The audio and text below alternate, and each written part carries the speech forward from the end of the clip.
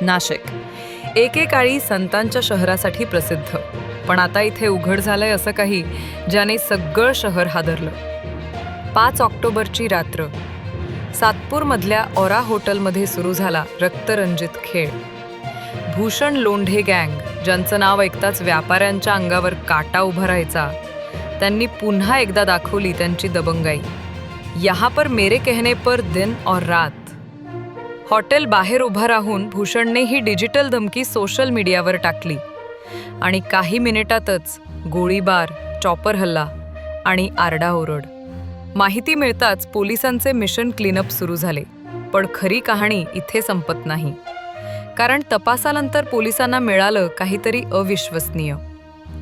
प्रकाश लोंढेच्या धम्मतीर्थ कार्यालयात फर्निचरच्या मागे एक गुप्त भुयार, होय, एक गुप्त बंकर, जिथे शस्त्रांची शेकोटी होती.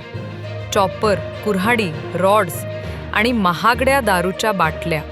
तिथूनच पोलिसांनी जप्त केला DVR बॉक्स आणि उघड झालं गँगच्या मीटिंगचं अंडरग्राऊंड साम्राज्य.